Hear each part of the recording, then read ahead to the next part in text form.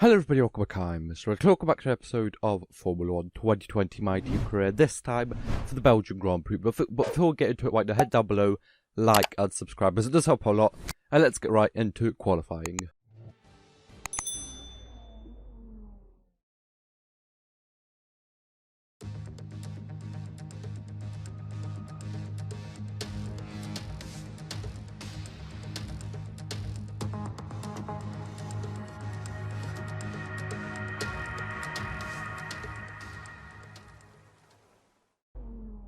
So here I am out for my flying lap for qualifying at Spa. Of course, the Belgian Grand Prix, one of my favourites, always puts on a good race, absolutely amazing venue to host the Formula 1 Grand Prix, and of course it has done for, well, since nearly forever. Now as you can see over here, basically everyone going across the line, I was going to set a fastest lap, as it was raining at the start of this qualifying session. It actually wasn't raining enough that we had to go on the intermediate, so it was still soft tyres, but it was raining. As you can see over here, through each corner we're gaining about half a second, which is massive. Now on the straights I'm going to be a little bit slower than all the other cars, as I am kind of focused on like a wet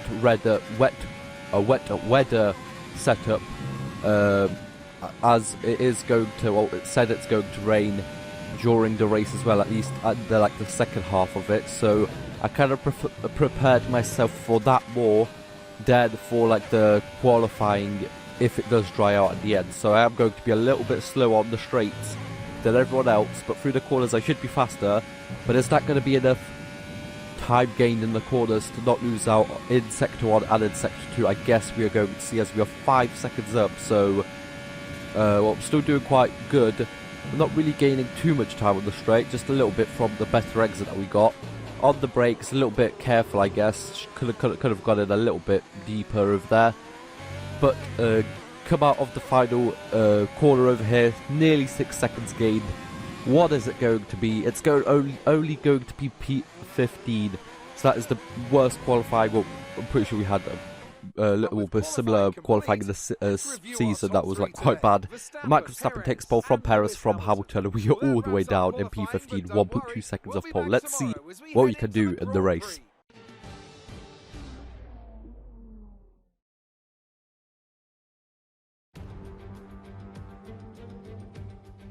We're in Belgium once again for today's round of the Formula 1 World Championship.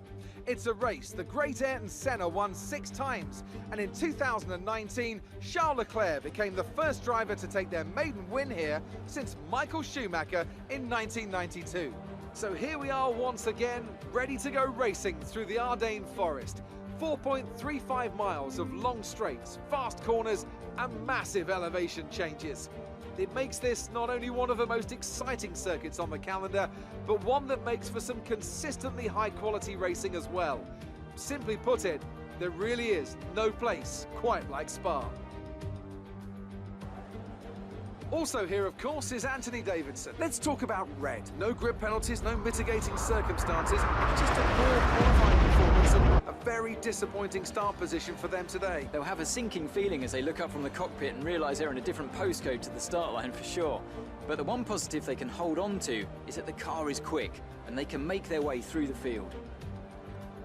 It's time to see how our drivers are stacking up after yesterday's exciting qualifying session. Young superstar Max Verstappen starts from pole position. Sergio Perez lines up alongside. Moving on to the rest of the grid, we have Hamilton, Leclerc, Esteban Ocon, and Matsushita, Kvyat, Gasly, Vettel, and Lance Stroll, Sainz, Ricciardo, Jack Aitken, Red, Albon, Grosjean, Kevin Magnussen, and Nick de Vries. Norris, they've taken a grid penalty. Latifi, King, and George Russell ends our grid lineup.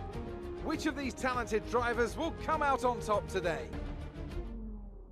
So here we are lined up in P14, as Norris got a 10 grid place penalty, so that puts us up 1 position.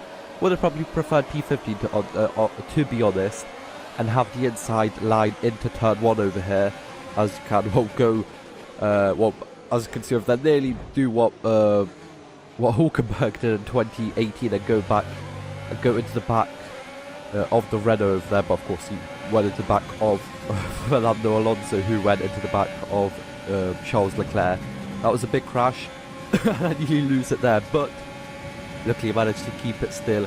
But as you can see over here, not really having too much like straight line speed over here, because I've compromised my setup for the wet weather race, which should hopefully come later on in the race as you're going. But as you can see through the corners, absolutely gaining time on Carlos Sainz over here as we dive down a little bit too late on the brakes, as we have a little bit of contact with the car over there. Nothing damaged on either car though, so we are set to continue forwards with Vettel in P10 right ahead. But as you can see over here, at the end of lap 2, go a little bit deeper on the brakes. He's still actually behind me, actually goes forwards, but we go around the outside out of the final corner. We're still wheel to wheel over here, but we are going to get it past as we do have the inside line for the next corner. Nearly going in the wall over there. Managed to hold it off though. But as I was saying, Lewis Hamilton out of this race over there. He was actually top 3, I'm pretty sure. He was still running third, if not even higher. So 2 races in a row for Lewis Hamilton to DNF from a race. Well, actually, it wasn't 2 in a row, but the second in the last race, did he DNF or was it? I don't know. But 2 DNF this season, which basically hurts his championship race with me, as he's going to get 0 points. And hopefully I get into the top 10, even if I get 1 point, that's going to help quite a lot. But as you can see on lap 4, my setup strategy is going to pay off as it does start raining, so we're definitely going to be a lot faster, hopefully in the corners, than the cars ahead. But as you can see in the straight, even with DRS, I literally need to dive bomb Fiat over there to actually get past him, as I just didn't have any speed to actually overtake him on the straight. I was barely gaining time on him, even with DRS and ERS behind him. But as I was saying, as we try and look at a move at Stroll over here, as we do go down the inside, the start, of course, better to get the inside line, especially over here. I would have preferred that maybe I would have gotten a couple more positions right off the start, but we are still in P7 right now over here as we go box onto the intermediate tires. As you can see, basically everyone is going past. There's only going to be Jack Aitken over there in the Ferrari who goes past, and is that it? I'm pretty sure the rest of the people over here are going to be pitting for the intermediate tires over here. I'm pretty sure there's I'm not really sure who stayed out in the lead. I don't think it was Max Verstappen, but maybe it was. But they went ahead and they are still going, so we actually come out on P6 to actually gain 3 places, I'm pretty sure that was, in the pits over there. But of course Charles Leclerc still needs to box onto the intermediates and needs to box at all, well, in the first place, because he hasn't pitted yet, and of course you need to pit at least once, as we nearly lose it over there. There was definitely a heart in the mouth moment over there, but we do manage to keep it on the road over here, and we're trying to hunt down Gasly ahead of us over here. But the car didn't really feel too good over here through these corners. I definitely should have just stuck with like a dry race setup, as that probably would have been better. As Jack Aitken pits, we go up to P5. Verstappen is exiting the pit lane. Are we going to be able to jump him? I'm trying my best. Kind of go a little bit too deep on the brakes over there, go a bit wide. And honestly, if I would have probably played that a little bit better, I probably would have been able to get past him. But you're going to see over here, tried to go past 2x2 in Eau Rouge, nearly lose it once again. Luckily managed to hold it, as I could have probably just gone off, lost my front wing, maybe even retired on the spot. But yeah, would have had to pit to repair my front wing and stuff, and that probably would have cost me any points at all, as we nearly lose it again once over here. But our pace was just not good enough. As you can see, lap 11 over here, 2 seconds away from Verstappen as we hit the wall over there. The car just looked too good over here. The setup wasn't really the best, wasn't as good as I thought it was going to be. As we go into the final corner over here, the last corner of the Grand Prix. But P5, pretty solid from P15 on the grid, across the line, with some good points in the bag.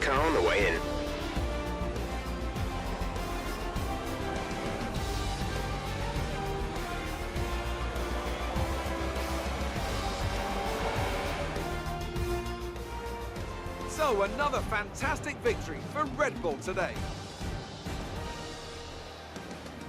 So Anthony, what made the difference out there today? Well, keeping their tyre temperatures up in the tricky wet conditions was really important. There's not much grip out there at the best of times, and it's 10 times worse if you're out there on cold tyres. So the way they kept the rubber in its proper operating window was a huge advantage today.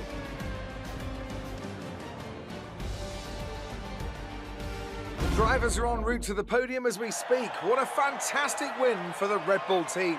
They performed exceptionally today, keeping us firmly on the edge of our seats throughout the entirety of the race. Congratulations to everyone at the team.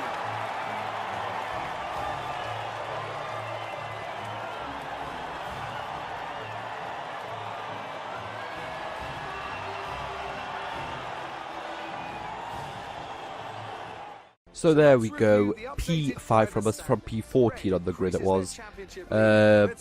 Missed out on the fastest lap by about 8/10, so that's huge. Leads in the championships by 42 points now from Lewis Hamilton, who's actually only 10 points away from Sergio Perez in P3. The constructors, 64 points away from Red Bull. We are, well, definitely going to win that. We'd have to DNF from each race and probably get quite unlucky.